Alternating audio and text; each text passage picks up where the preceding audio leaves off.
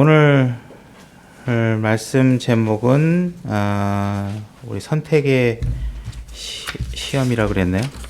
타이핑하면서 선택의 시험이라고 돼 있죠. 본문 말씀 데살로니가전서 5장 21절입니다. 5장 21절. 찾으셨나요? 네, 다 같이 읽겠습니다. 데살로니가전서 5장 21절입니다. 준비 시작. 모든 것을 시험해 보고 선한 것을 굳게 붙들라. 오늘 말씀은 우리가 이제 여러 가지 우리에게 이제 시험이 닥치는데요. 그 중에서도 우리가 이제 매번 우리가 살면서 맨날 해야 되는 게 뭐냐면 선택이잖아요. 그죠? 우리도 아까 잠깐 얘기를 했지만 뭐든지 선택하고 때로는 결정하고 앞으로 갈지 뒤로 갈지 옆으로 갈지 이를 결정하면서 살아야 돼요. 그래서 우리는 이런 선택 앞에 놓일 때 어떠한 선택을 할 것인가가 굉장히 중요합니다. 또 하나님께서 계속 여러분들에게 그런 선택 앞에 놓이도록 계속 상황을 만드시거든요. 마찬가지로 우리 창세기 3장에서도 우리가 그 다 선택에 관한 문제죠. 아담과 이브가 선악과를 먹을 것인가 말 것인가 이런 관한 문제들도 다 선택에 관한 문제입니다. 근데 우리가 이렇게 선택을 할 때 예를 들어서 도둑질하지 말자, 살인하지 말자, 속이지 말자 이런 것들은 굉장히 선택하기 쉬워요. 그나마. 거기에 이견이 있거나 그럴 리는 거의 없어요. 또 이견을 다시는 철학적으로 여러 가지 궤변을 만들어 갖고 이견을 달 수는 있겠지만 우리가 이제 그런 여러 가지 변수를 제거하면 그냥 우리 나쁜 일 하지 맙시다. 거짓말하면 안 되죠. 그러면 네 맞습니다. 하지 맙시다. 그렇게 해가지고 결정하는 게 굉장히 쉬운데 때로는 이 결정의 선택의 순간이 복잡하게 이루어지고 난해한 상황이 이루어질 때가 많이 있습니다. 더군다나 우리는 극한적인 상황에서는 굉장히 이게 하나님을 위해서 좋은 일이라고 생각하는 그 가운데서도 하나님께서 끊임없이 시험의 문제들을 그 안에 숨겨 놓으실 때가 꽤 많다라는 거예요. 그래서 때로는 우리가 나쁜 거야 이렇게 생각할 때는 너무 쉬운데 이게 하나님을 위해서 좋은 거라고 생각할 때 우리가 워낙 실수하기가 쉬워요. 그때 실수하면은 누구도 못 말리고 사람은 극악해지고 잔인해지고 그래요. 그죠? 이 종교적인 힘이 가해져서 선택되는 의지들은 목숨을 불사하고 막 합니다. 그래서 자살 폭탄 테러도 마찬가지 그런 것들이죠. 그죠? 교회 안에서도 대부분 자기가 옳다고 생각하면 틀린 사람을 대하는 자세가 극도로 잔인해지게 됩니다. 그죠? 그래서 우리는 때로는 너무 옳다고 생각하는 선택 앞에 놓일 때 더 자기 자신을 내려놔야 되는데도 불구하고 그러지 못하는 경우가 많이 있습니다. 그래서 그런 사례들을 한번 좀 살펴볼 건데요. 이따 결론에 나올 얘기긴 하지만 그래도 여러분들이 정신을 이제 흐릿해지기 전에 결론을 먼저 내리면 다윗 같은 경우에는 사울이 자꾸 자기를 죽이려고 하는 거예요. 지난번에 우리가 살펴봤던 사례에서도 있었지만 한번 살려줬고 근데 또 다윗을 죽이려고 사울이 또 쫓아오는 거예요. 그랬을 때 다윗이 뭐라고 하나님께 기도하냐 하면요. 이런 식으로 기도를 해요. 하나님 도대체 사울이 왜 자꾸 저를 죽이는지 모르겠는데 만약에 하나님께서 나를 죽이고자 하시는 것이 하나님의 뜻이라면 나를 희생물로 드리겠습니다. 이렇게 기도를 해요. 그죠?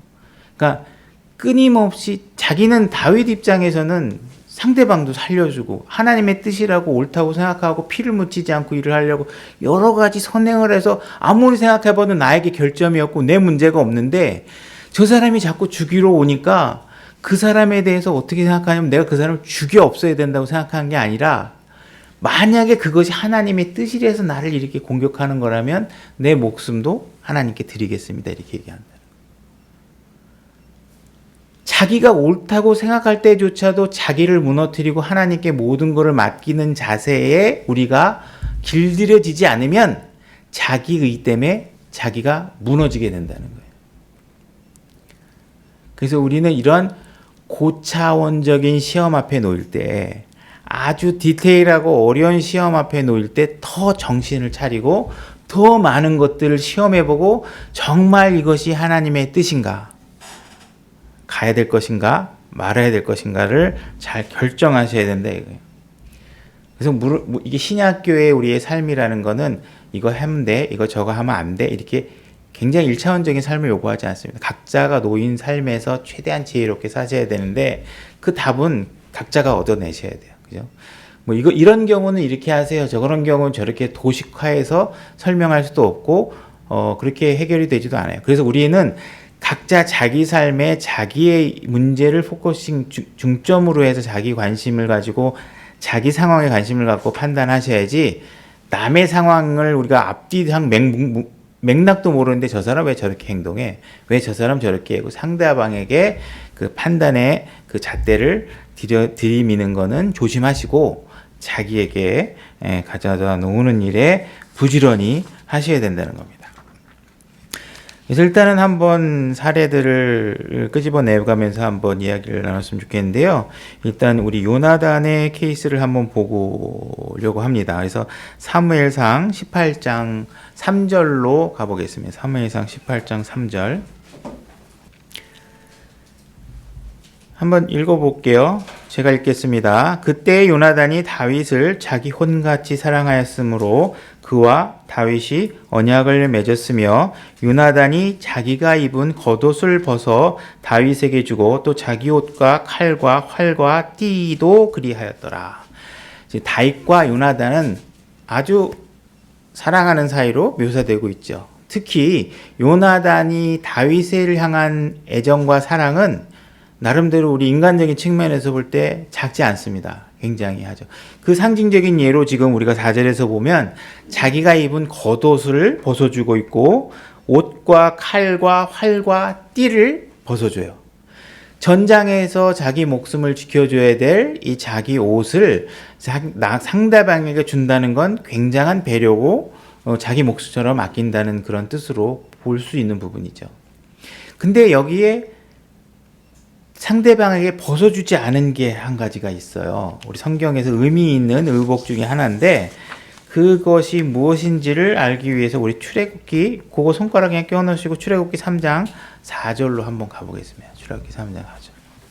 제가 읽겠습니다.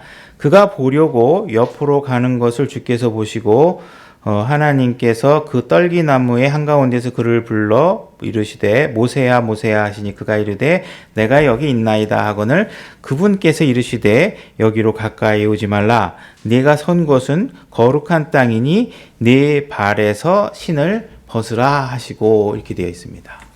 그래서 모세가 하나님 앞에 불려 나갔을 때 하나님께서 모세에게 무엇을 요구하고 있냐면 신을 벗어라 이렇게 얘기를 합니다. 이 신을 벗는다는 의미는 하나님 앞에 모세가 종의 자세를 취한다는 의미를 갖고 있습니다. 그분을 나의 주로 인정한다는 것이고 그분의 거룩한 땅에서 내가 신을 벗고 그분의 종이 되겠습니다 하는 뜻입니다. 그죠? 그래서 결국은 하나님께서 모세에게 이렇게 신을 벗기고 명령한 것이 뭐냐 하면 내가 너를 파라오에게 보낼 테니까 이스라엘 민족을 그곳으로부터 데리고 나와라 하는 명령을 내리시게 됩니다. 결국은 하명하십시오. 제가 그 당신의 명령을 수행하겠나이다 하는 자세를 취하는 게 신을 벗는 것이죠. 그래서 요나단이 우리 다윗을 향한 애정이 엄청나게 큰데 어디까지가 한계냐 하면 종으로서의 자세는 취하지 못하겠다는 것이죠. 종으로서의 자세까지는 못 가는 것입니다. 결국은 다윗의 왕국이 나중에 세워질 텐데 그 왕국의 왕으로서의 다윗을 인정하지 않는 것입니다. 그래서 우리가 다시 사무엘상 18장으로 오게 되면 사무엘상 18장 7절로 보겠습니다. 사무엘상 18장 7절. 사무엘상 18장 7절. 제가 읽겠습니다. 여인들이 놀며 서로 화답해 이르되 사울이 죽인 자는 수천이요 다윗은 수만이로다 하니라. 이렇게 얘기하고 있죠. 자, 이제 다윗이 사울의 수하에 가서 여러 전쟁에서 이기기도 하고 다 골리앗도 물리치고 뭐 이런 상황들이 전개되면서 백성들의 민심이 다윗에게로 옮겨가고 있고 백성들을 통해서 이미 그 왕의 권한이 왕권이 이제 왕국이 다윗에게로 넘어갈 것이라는 것을 하나님이 여러 가지 정황적으로 계시로 나타내주고 있는 것을 보게 됩니다. 자, 이런 상황이 벌어지고 있는 가운데서 지금 분명히 요나단도 이제 다윗이 다음에 하나님께서 세우실 왕이구나 하는 것을 인지하게 됩니다. 그래서 요나단이 다윗에게 이런 요청을 하게 됩니다. 뭐냐 하면 나중에 네가 왕이 되면 너에게 원수들이 많이 생길 텐데 그 원수들을 다 죽이는 한이 있더라도 내 가족은 살려달라고 얘기합니다. 그리고 그것을 나의 앞에서 지금 맹세해달라 이렇게 요구를 합니다. 그래서 사무엘상 20장 17절로 가보겠습니다. 사무엘상 20장 17절로 가보겠습니다. 사무엘상 20장 17절. 요나단이 다윗을 사랑함으로 그로 하여금 다시 맹세하게 하였으니 이는 그가 자기 혼을 사랑하는 것 같이 그를 사랑하였기 때문이더라. 이렇게 돼 있는데 지금 다윗으로 하여금 맹세하게 하였습니다. 뭘 맹세하게 했냐면 제가 좀 전에 설명한 거 앞에서 뭐냐면 우리 가족은 죽이지 말아달라. 결국은 요나단은 다윗이 하나님께서 다음에 세울 왕권을 가져갈 사람이다. 하나님이 세운 사람이다. 하나님이 다윗과 함께 있다라는 사실을 분명히 알고 있는 것이죠. 분명히 알고 있습니다. 그죠? 자, 이렇게 알고 있는데 이렇게 결국은 보면 사울이 결국은 사울이 다윗을 엄청 죽이려고 하니까 요나단은 결국은 다윗에게 가서 아버지가 내가 이제 진위를 파악해 봤더니 다윗 너를 죽이려고 하는 게 맞다. 아무래도 너는 떠나야 될 것 같다. 이렇게 얘기를 합니다. 그래서 20장 42절로 가보겠습니다. 20장 42절. 42절 제가 읽겠습니다. 요나단이 다윗에게 이르되 평안히 가라. 우리 두 사람이 주의 이름으로 맹세하여 말하기를 주께서 영원히 나와 너 사이에 계시고 내 씨와 내 씨 사이에 계시기를 원하노라 하였느니라 하니 다윗은 일어나서 떠나고 요나단은 도시로 들어오니라 이렇게 되어 있습니다. 자, 다윗은 떠나고 요나단은 어디로 가요? 도시로 다시 들어갑니다. 자, 도시로 다시 들어간 건 누구에게 간 거예요? 자기 아버지한테 간 거예요. 자기 아버지한테 간 겁니다. 자, 요나단은 다윗을 엄청 사랑했어요. 자기의 옷과 칼과 활, 무기들을 다 내줄 정도로 사랑했어요. 근데 다윗이 하나님과 함께 있는 사람이라는 사실을 분별하지 못합니다. 그리고 결국은 이 사람은 다윗과 하나님이 함께한 사람과 생사를 같이 할 정도의 선택을 하지 못합니다. 결국 그의 선택은 뭐예요? 이미 자기에게 주어진 왕궁과 궁궐로 돌아가는 선택을 합니다. 사랑은 하지만 다윗과 생명을 같이 할 만큼의 사랑이 안 돼 있는 거죠. 그걸 보지 못하는 것이죠. 그죠? 이게 우리들의 비극이거든요. 우리가 인간관계를 맺으면서 여러분들에게 사랑을 표현하고 애정을 표현하고 여러분들이 여러 가지 어려운 문제가 생겼을 때 이해하는 것처럼 여러분들에게 다가오고 그래 나도 네 문제를 이야기해. 맞아 나도 네가 맞다고 생각해. 내가 보니까 이 사람이 지금 틀린 것 같아. 근데 네가 맞는 게 분별이 있어. 그래. 그래서 근데 아무래도 넌 여기 있는 것보다 저 험지로 나갈 수밖에 없겠어. 그래서 여러분들을 밀어서 험지로 내보내고 자기는 어디로 가 있어요? 있는 그대로 풍요로운 그 곳에 그대로 머무르게 되죠. 그죠? 이런 선택은 어떤 결과를 가져오느냐? 생명과 사망에 관한 선택이라는 거예요. 이게 애정과 진리의 선택은 다르다. 마음은 여러분들에게 있어요. 애정도 가. 근데 결국은 자기가 뭘 포기 못해요? 내가 갖고 있는 궁궐, 내가 갖고 있는 아버지의 왕권, 아버지가 누리고 있는 모든 것, 지금 이 순간 곧 무너지는데, 곧 사라지는데 그걸 알고 있으면서도 지금 당장 이루어지는 이런 것들을 버리지 못하는 겁니다. 버리지 못하는. 그죠? 그래서 아버지를 버리지 못하고 아버지에게 돌아가는 요나단의 케이스를 지금 보신 거죠? 자, 마태복음으로 한번 가보겠습니다. 마태복음 4장 21절로 가보겠습니다. 마태복음 4장, 제가 읽겠습니다. 마태복음 4장 21절 제가 읽겠습니다. 그분께서 거기서 더 가시다가 다른 두 형제 곧 세베대의 아들 야고보와 그의 형제 요한이 자기들의 아버지 세베대와 함께 배 안에서 자기들의 그물들을 고치는 것을 보시고 그들을 부르시니라. 예수님께서 이 제자들을 부르신 겁니다. 자, 42절. 그들이 즉시 배와 자기들의 아버지를 남겨두고 그분을 따르느니라. 이렇게 되어 있습니다. 생명이신 분을 따르고 하나님이 서 계신 곳을 따르는 데 있어서 이 제자들이 어떤 자세를 취했는지와 요나단이 어떤 자세를 취했는지는 제가 100% 이해할 수는 없지만 그 행간에서 우리가 충분히 우리에게 필요한 만큼의 분명히 비교 분석은 가능하다고 보는 거죠. 그죠? 우리가 현재 누리고 있는 것, 이것이 진짜 나에게 주고 있는 여러 가지 평안과 여러 가지 부귀를 주지만 허름한 예수 그리스도의 진리 앞에 그 모든 것을 버리고 그분을 주로 섬기고 갈 수 있다라는 것. 그죠?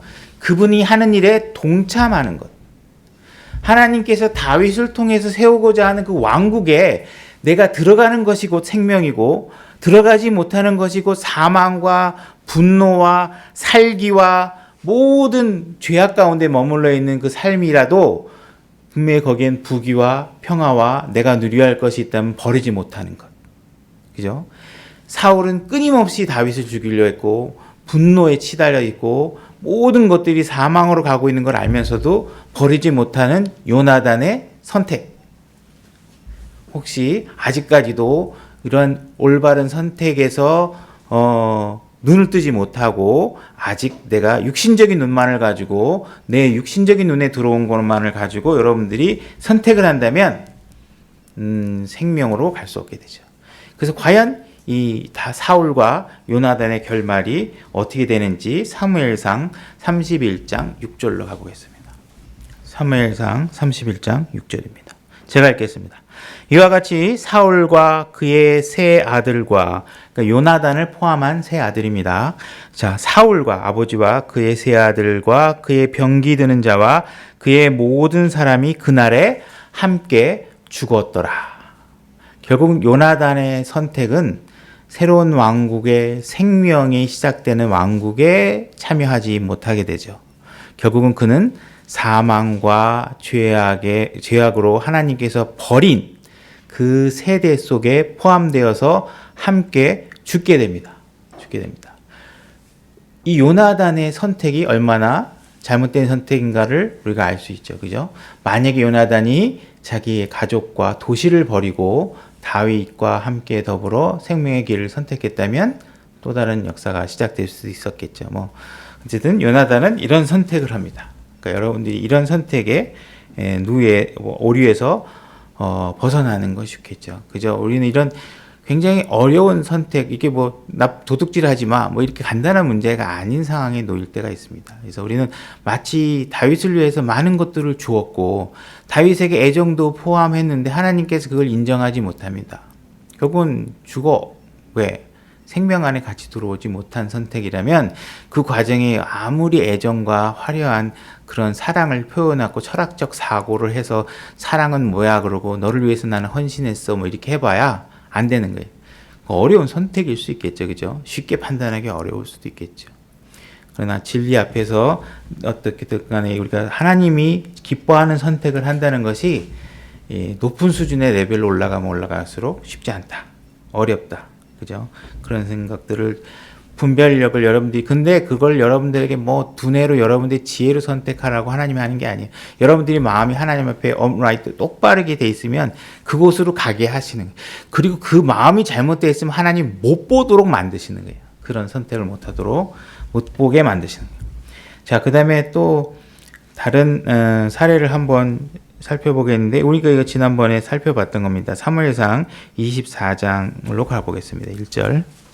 이거는 이제 사무엘상 24장 1절은 우리가 지난번에 한번 살펴봤던 건데 제가 읽으면서 또 한번 복습하는 차원으로 받아들이시면 될 것 같습니다. 사울이 블레셋 사람들을 따르다가 돌아오매 어떤 이가 그에게 고하여 이르되 보소서 다윗이 엔게디야 광야에 있나이다 하니 그때 사울이 온 이스라엘에서 택한 사람 3,000명을 거느리고 다윗과 그의 사람들을 찾으려고 들려오면서 바위로 가니라. 자, 요 다음에 벌어지는 상황은 지난번에 제가 말씀드렸던 거죠. 지금 다윗은 한 600명의 식솔들과 같이 있는 상황이에요. 근데 지금 사울이 3,000명의 병사를 데리고 다윗을 죽여야 되겠다. 그렇게 생각을 하고 물리치러 군사를 일으켜서 쫓아간 겁니다. 근데 사울이 갑자기 용변을 보고 싶어서 어두운 동굴로 들어가죠. 어두운 동굴로 들어갔을 때 다윗은 이미 그 동굴 안에 있었죠. 그죠? 이 상황은 다윗이 연출한 게 아니라 있어요. 하나님께서 그렇게 상황을 만들어 가고 계시는 거죠. 그래서 다윗이 딱 있다 보니까 분명히 사울이 어두운 곳에 들어와서 상황 판단이 안 되는 상황이었고 지금 다윗은 지금 이미 어두움에 익숙해 있어서 사울이 무엇을 하고 있는지를 다 보는 상황이에요. 그죠?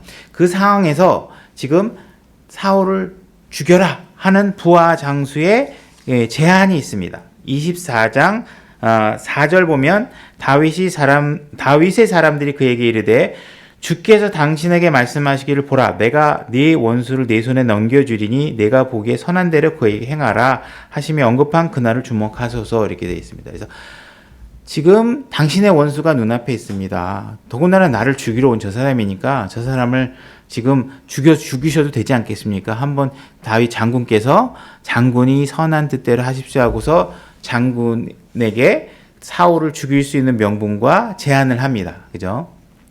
그때 다윗은 분명히 죽일 수가 있었죠. 그죠?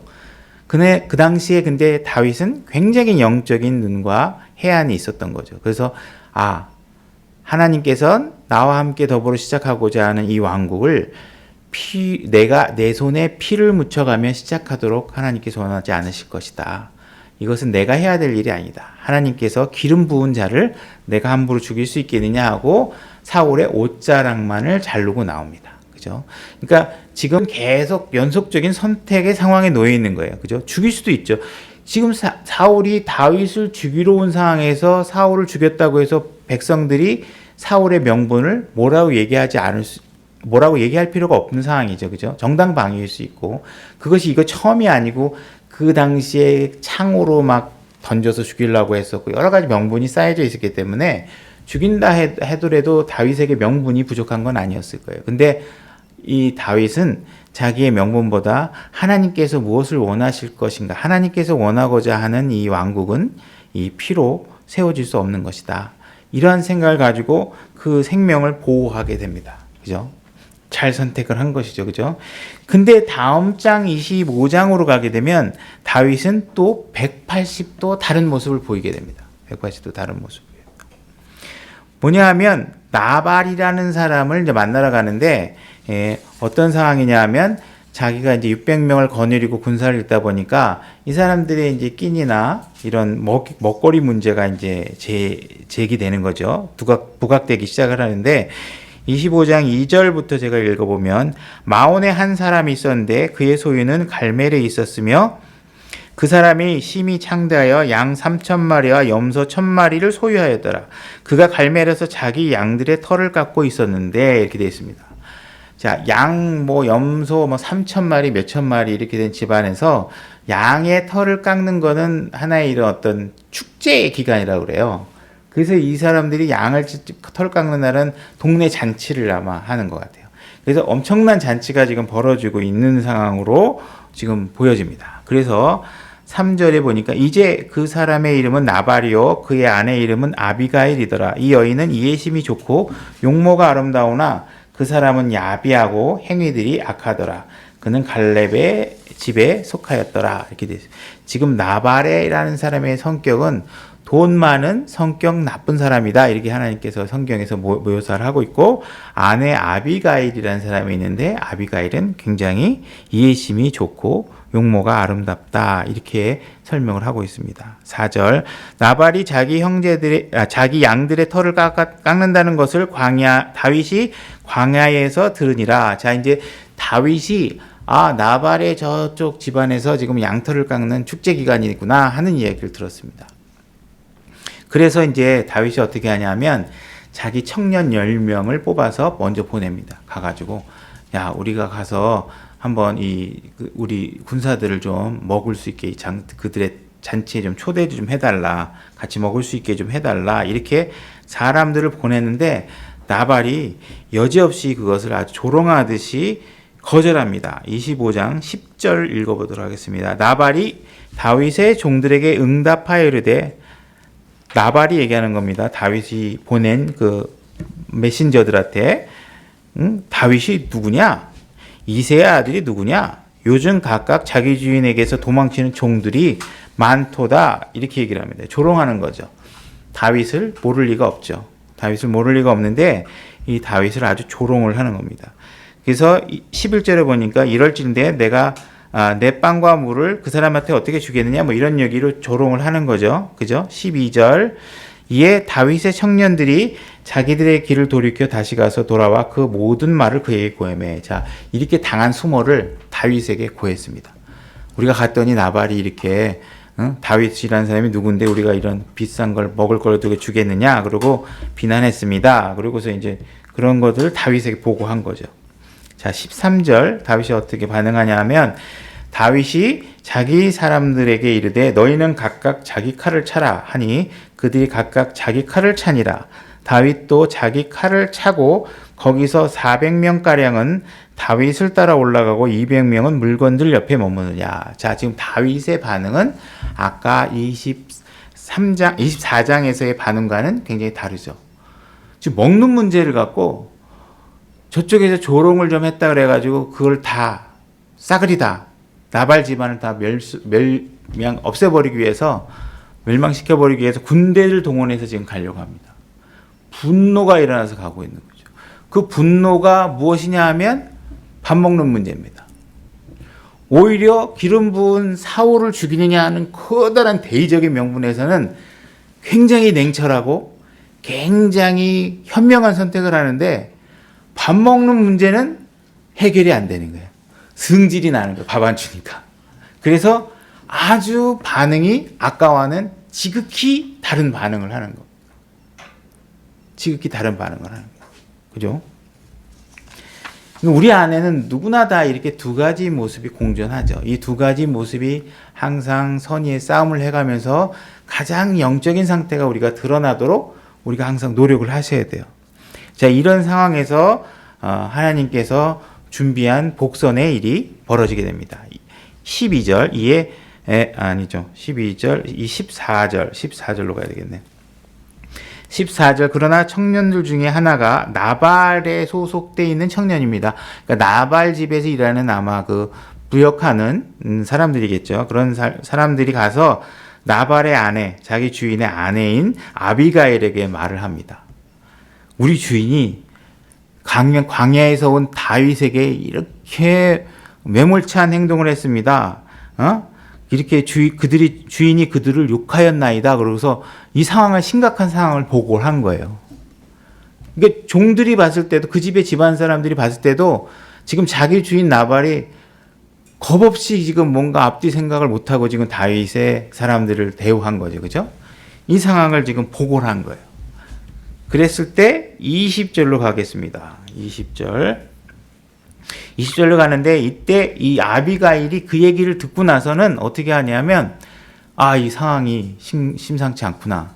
내 주인이 이게 지금 바보 같은 짓을 하셨구나. 이렇게 생각을 하고 이제 먹을 것을 챙겨가지고 내가 빨리 가서 다윗을 만나야 되겠다. 이렇게 얘기를 하고 결심을 하고 떠납니다. 20절, 그녀가 나귀를 타고 산의 외진 곳으로 내려가는데 보라, 다윗과 그의 사람들이 그녀를 마주보며 내려오매 그녀가 그를 만나니라. 지금 아비가일이 다윗을 만나기 위해서 쭉 산에 왔는데 나귀를 타고 왔는데 저쪽에서 다윗이 오고 있는 거예요. 그래서 만나게 된 상황이 됐습니다. 만났습니다. 21절, 그런데 다윗이 이미 말하기를 내가 광야에서 이제가 가진 모든 소유를 지켜 그에게 속한 것들 중에서 하나도 잃어버리지 아니하게 한 점이 참으로 헛되었도다. 내가 네게 선을 악으로 갚았도다. 지금 나발이 이 살고 있는 근처에서 살았던 다윗은 자기 군대나 이런 것들을 통해서 외부로부터 나발의 가족들을 도둑질하거나 그 노략질하는 것들을 막아주고 있었던 것 같아요. 근데 나발이 이런 상황들이 자기 걸 모르고 이렇게 자기를 이제 홀대하는 거에 대해서 굉장히 분노한 거죠. 그래서 23절을 보니까 아비가일이 다윗을 보고는, 자, 다윗을 만났으니까 다윗을 보고는 급히 나귀에서 내려 다윗 앞에 얼굴을 대고 엎드려 몸을 구부려 땅에 대고 그의 발 앞에 엎드려 이르되 내 주여 내 불법을 내게로 곧 내게로 돌리시고 원하오니 주의 여종이 주께서 듣는 데서 말하게 하시어 주의 여종의 말을 들으소서. 자, 아비가일이 다윗을 만나자마자 넙죽 머리를 조아리고 제발 제가 노여움을 푸시고 제가 말할 수 있게 허락해 달라 이렇게 얘기를 합니다. 그래서 26절에 아비가일이 그 다윗을 설득하는 내용이 나옵니다. 뭐라고 되어 있냐면 그러므로 이제 내 주여 주께서 살아계신가, 하나님께서 살아계신과 또 내 주의 혼이 다윗 당신이 혼이 살아계심을 두고 맹세하거니와 내 주께서 피를 흘리러 가는 것과, 지금 다윗이 피를 흘리러 가는 것과 다윗이 내 주의 손으로 친히 원수를 갚으시는 것을 주께서 막으셨사오니 이렇게 얘기합니다. 자, 이 상황은 아까 24장에서 다윗이 스스로 판단해서 내렸던 결론과 동일한 내용을 아비가일이 다시 얘기해주고 있는 거예요. 그죠? 다윗 당신 장군님 지금 가는 길을 멈추십시오. 지금 하나님께서 나를 통해서 당신의 발걸음을 멈추게 하신 겁니다. 하나님께서는 당신을 통해서 피를 흘리게 하거나 친히 당신이 당신의 손으로 그 원수를 갚는 일을 맡게 하셨으니 제발 진정하시고 노여움을 푸십시오. 이렇게 얘기를 하는 겁니다. 그래서 이제 내 주위의 원수들과 또 내 주께 악을 꾀하고자 하는 자들 나발과 같이 되기를 원하나이다. 그래서 나발이 나중에 이제 죽게 되는데 이 다윗 장군님을 노엽게 한 사람들은 오히려 이렇게 나발처럼 죽게 될 테니까 노여움을 푸십시오. 이렇게 얘기를 합니다. 28절로 가겠습니다. 원하건대 주의 여종의 범법을 용서하여 주옵소서. 내 주께서 주의 싸움을 싸우시고 또 내 주의 평생 동안에 내 주에게서 악을 찾을 수 없으므로. 다윗 장군님 당신에게서는 내가 보니까 평생 동안 정의로운 싸움만 하셨으니까 당신에겐 분명히 악을 찾을 수가 없습니다. 그러니 하나님 주께서 반드시 내 주를 위하여 든든한 집을 세우리시리다. 다윗 당신을 통해서 하나님께서 새로운 왕국을 설립하시려고 하시지 않습니까? 그러니 당신에게 악을 더하는 일을 하지 않기를 원합니다 하고 아비가일이 다윗에게 조언을 하고 있는 겁니다. 그죠? 그리고 이런 상황은 이미 다윗이 24장에서 사울을 향해서 이미 가졌던 마음, 그 마음입니다. 그 마음을 다시 아비가일이 되새겨주고 있는 거예요. 이 상황을 주지하십시오.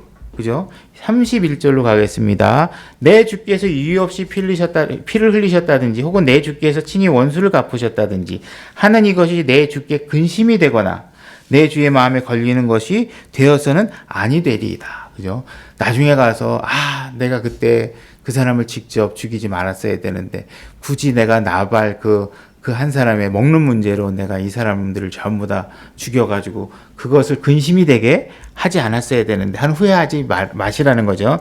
다만 내 주께서 내 주를 선대하실 때 내 주의 여종을 기억하소서 아니라, 그러니까 이런 일을 막았던 나를 나중에 잘 생각하셔서 이 아비가일이라는 사람이 당신의 생각에서 피로 흘리려고 결정한 그 선택을 되돌리도록 했던 상황들을 기억해 주십시오 하고 지금 아비가일이 얘기하는 겁니다.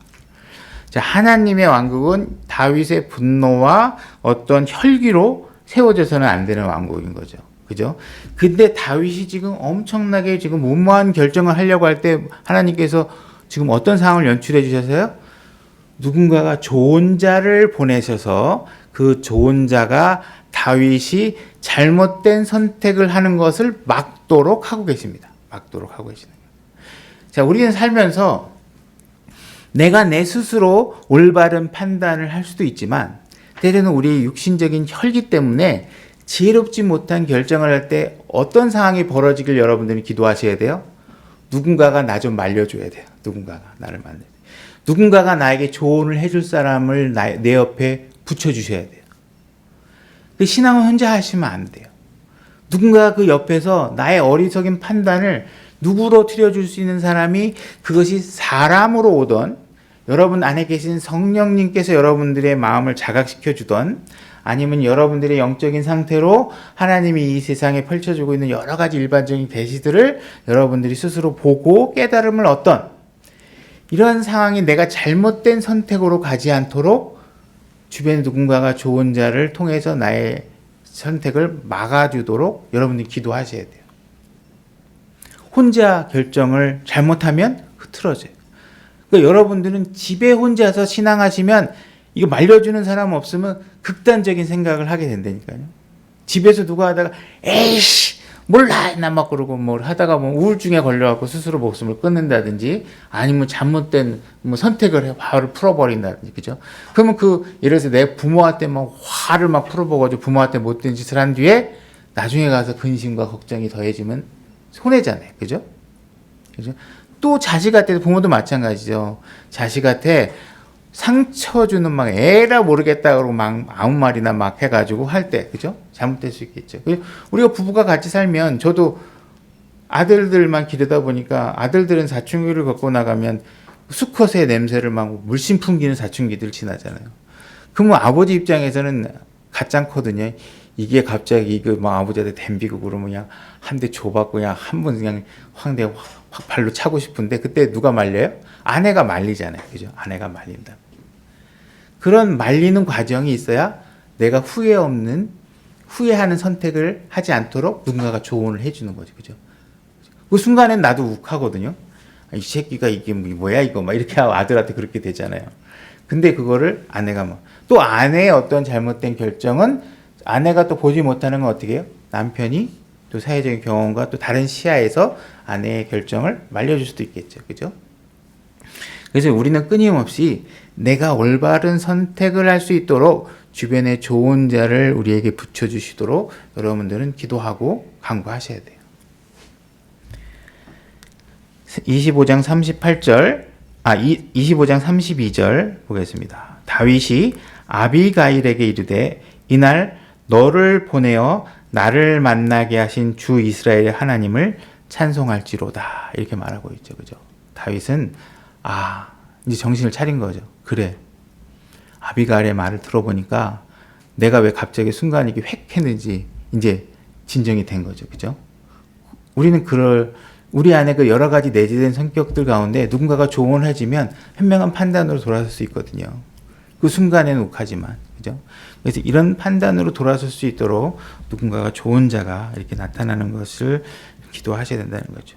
38절 열흘쯤 뒤에 주께서 나발을 치심에 그가 죽으니라. 자, 다윗은 이제 새로운 경험을 하게 됩니다. 사람의 생명을 취하는 것은 내가 해야 되는 일은 아니구나. 필요하시다면 하나님께서 해결하시는구나. 내가 직접 가서 죽이지 않아도 하나님께서 필요하다면 하나님께서 직접 손을 쓰시는구나 하는 것을 알게 되는 거죠. 그죠?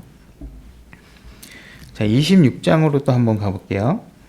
자, 25장에서 다윗은 이제 또 한 번의 새로운 경험을 하고, 아비가일을 통해서 그런 충언을 듣고 자기가 잘못된 결정을 하지 않도록 도우시는 하나님과 내가 분노로 죽일 것이 아니라 하나님께 그 모든 생명의 권한을 맡겨드리면 하나님께서 하시는구나 하는 것을 알게 됐습니다.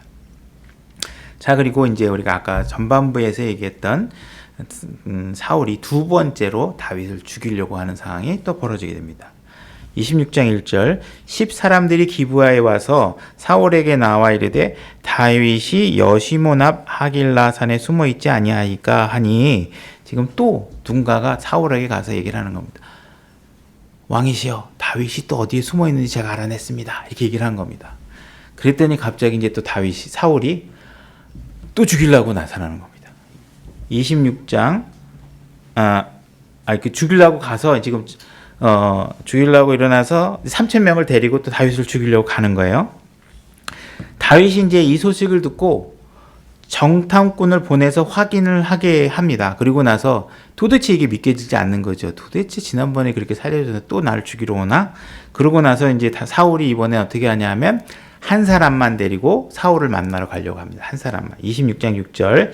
그때 다윗이 헷 족속 아히멜렉과 수루야의 아들이요 요압의 동생인 아비새에게 응답하여 말하여 이르되 누가 나와 함께 진영에 내려가 사울에게 이르겠느냐 하니 아비새가 이르되 내가 당신과 함께 가겠나이다 하니라. 자, 다윗이 한 사람만 데리고 이제 사울을 문제를 해결하려고 가려고 합니다. 그때 누가 나하고 같이 가겠느냐 했을 때 아비새라는 사람이 제가 같이 가겠습니다 합니다.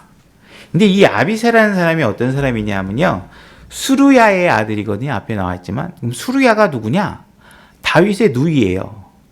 그러니까 다윗의 조카예요. 이 아비새는. 자, 다윗의 조카면 나중에 다윗이 왕이 되는 것을 지극히 원하는 사람이겠죠. 그죠? 다윗이 왕만 되면 한 권력 차지할 수 있는 기회를 호시탐탐 노릴 수 있는 위치에 있는 사람이에요. 자, 주변에는 이렇게 권력과 이용해서 자기의 이익을 취하려고 하는 사람들이 있는데 이런 사람들을 주의해야 되는 거죠. 그죠? 주의해야 됩니다. 이 사람이 나타납니다.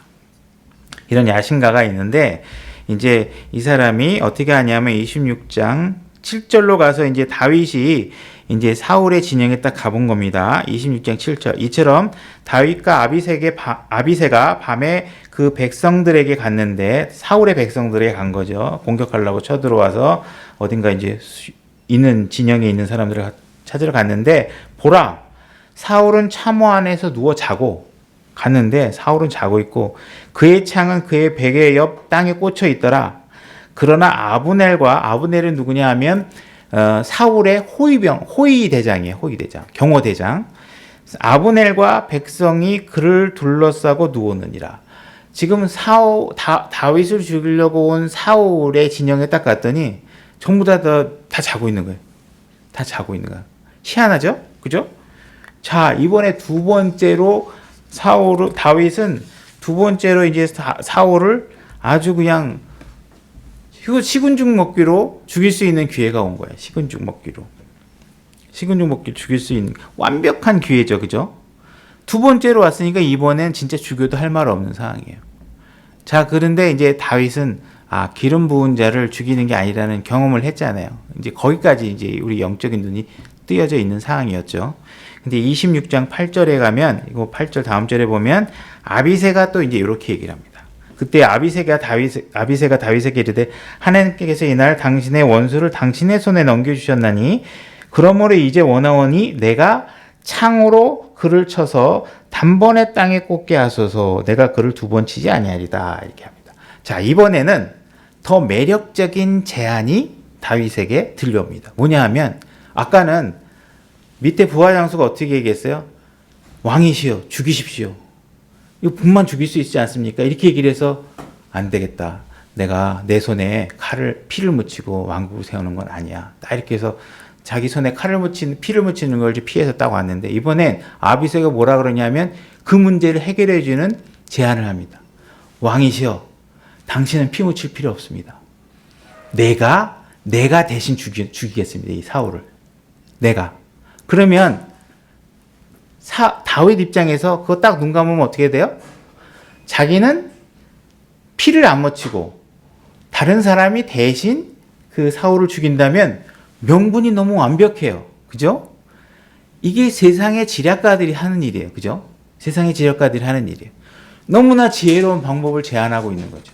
자, 이렇게 업그레이드된 시험 앞에 놓일 때 다윗은 어떤 선택을 해야 되느냐. 그죠? 여러분들은 어떤 선택을 할 수 있겠냐. 야, 이게 난이도가 올라간다. 이거 변수가 점점 많아지고 방정식이 되게 복잡해지는 거죠. 그죠? 야, 이거 눈 딱 감으면 좋을 것 같은데. 그러면 하나님께서 금방 저 사울이 죽으면 그 다음에 내가 왕이 되는 건 정해진 거 아니야. 하나님의 계획을 조금이라도 당길 수 있는 일인데 얼마나 좋은 일이겠어. 이렇게 생각할 수 있잖아요. 그죠? 근데 다윗은 그 결정에서도 그 유혹에 넘어가지 않습니다. 26장 9절로 가겠습니다. 다윗이 아비새에게 이르되 그를 멸하지 말라. 누가 자기 손을 내밀어 주의 기름 부은 자를 치면 무죄할 수 있겠냐 하고 다윗이 또 이르되 주께서 살아계심을 두고 맹세하거니와 주께서 그를 치시리니 그의 날이 이르러서 죽거나 혹은 그가 싸움터에 내려가서 멸망하리라. 자, 하나님께서 아까 나발의 사건을 통해서 깨닫게 해주신 게 있었어요. 뭐냐 하면 죽는 문제는 하나님께서 해결하시는구나. 자, 사울을 죽어야 될 사람이라면 아마도 하나님께서 해결하실 것이다.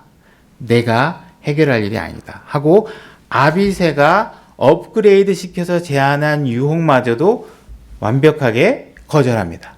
그죠? 올바른 선택을 한 것이죠.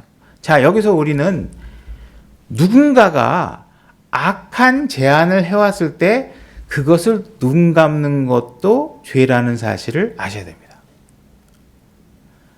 누군가가 나쁜 일을 도모하고자 하는 일을 제안했을 때 모르는 척하면 나는 거기서 무죄하냐? 그렇지 않다는 것이에요. 나에게 잘못된 선택을 하도록 끊임없이 주변에서 나를 속이고 유혹하고 악한 선택을 하도록 계속 힘을 작용하는 일들이 우리 사회 속에서 계속 일어나고 있죠. 그죠? 그랬을 때 그것을 내가 마음으로 직접적으로 동참하지 않더라도 누군가가 그 일을 하는 것을 묵인하고 방치하는 것도 죄라는 사실입니다. 우리 사무엘서에서 제일 대표적인 예가 뭐죠? 엘리가 하나님 앞에 죽게 된 이유가 뭐예요? 자기 자식의 잘못을 막지 않은 죄 때문에 죽습니다. 그러나 사울은 나중에 사도행전에서 치유의 기적을 베푸니까 사람들이 이건 하늘에서 온 신이다. 그를 경배하자고 제단을 쌓고 하니까 어떻게 했어요? 사울이 가서 긋고 말렸죠. 이러면 안 된다. 나는 당신과 같은 똑같은 사람이다. 나를 경배하면 이 사람 주피터다. 막 이러니까 말리죠. 그죠? 사울이 잘했던 건 잘못하고 있는 죄의 상황을 적극적으로 말리지 않으면 그거는 죄라는 겁니다. 교회 안에서도 마찬가지겠죠. 그죠? 누군가가 잘못된 이야기를 하고 잘못된 교리를 얘기하고 있는데 그 일에 대해서 여러분들이 묵인하는 것도 죄입니다. 알면서. 모르면 상관없겠죠. 난 그게 맞는 거라 생각해. 그러면 떳떳하면 일단은 그 상황에서 벗어나겠지만 잘못된 건 알아. 그죠? 근데 굳이 내가 이걸 잘못된 걸 지적하면 나한테 좀 불이익이 오고 별로 유익이 없을 것 같아. 그래서 내가 그걸 모른 채 했어. 그러면 어떻게 돼요? 그것도 죄예요.